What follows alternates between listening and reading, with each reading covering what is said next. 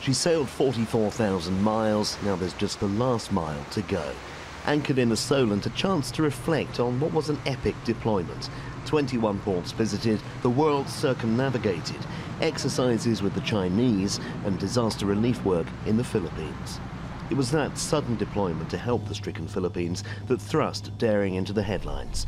Her crew surveyed 70 islands, treated 300 people, delivered 21 tons of stores and provided thousands of gallons of clean water. Our plants, which produce the fresh water from seawater, were working overtime to produce the quantities of water needed to supply the Philippines. So it's a 24-hour day job, is it? Yeah, 24 hours a day. For the 2 weeks we were there.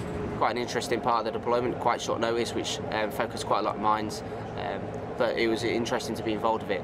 You're always involved, whether you go ashore or not, whether you're on board. There's always bits and pieces to do, making sure the right people are involved in the right places. The Royal Navy is always keen to talk about how adaptable it is.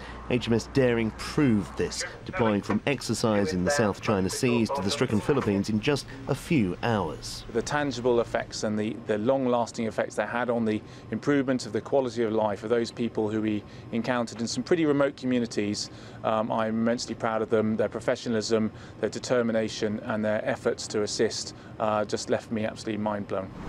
Aside from the huge humanitarian contribution this ship has made, in broader terms, the deployment was a big test for the Type 45 destroyer. Arduous and lengthy periods at sea, a chance to really push the design. Absolutely state-of-the-art technology we have here, and to a certain extent we're still learning how to use that technology.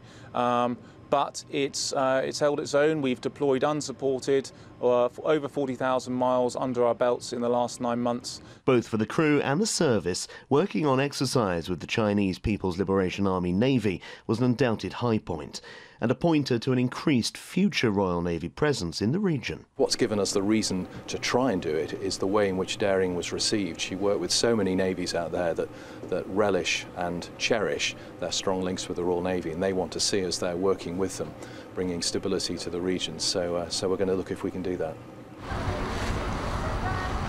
The ship gets underway for the last leg of her journey. Her company lines the upper decks. Royal Navy tradition maintained, even on the most modern of craft. There's a unique feeling on board a Royal Naval ship when they go to position alpha, that is, line the side of the vessel. It's a mix of excitement, anticipation, and I suppose some sadness as well, because this means the deployment is almost at an end. And so to Portsmouth Harbour, and into earshot come the cries and cheers from dockside. And the agonising wait for the gangway to be put into place. Can you see her? Yes, I can. Is she there waving? Wave at her, go wave. on. Go on, wave. Oh yeah, there she is. What's it like being this close but so far? Annoying. Just want to get off. Got to wait for it to the gangway though, obviously. It's pain in the Sorry, I'll talk to you in a sec. Worst bit of the deployment, isn't it? Worst bit of the deployment. Just waiting, so near but so far.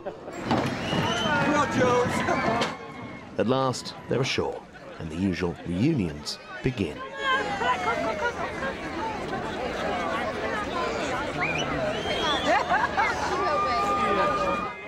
But there's a special visitor for the CO from the Philippines Embassy. It's the least we can do to express to the captain and the ship's company the gratitude of the Filipino people for everything they have done to assist those who were affected by the calamity. And we see this ship as a symbol of Britain's quick resolve to come to the aid of the Philippines and stand by us as we face this disaster. Well, the ship's back, and what a 9-month deployment it has been, and I'm sure the celebrations tonight here in Portsmouth will reflect that fact. Tim Cooper, Forces News, Portsmouth Naval Base.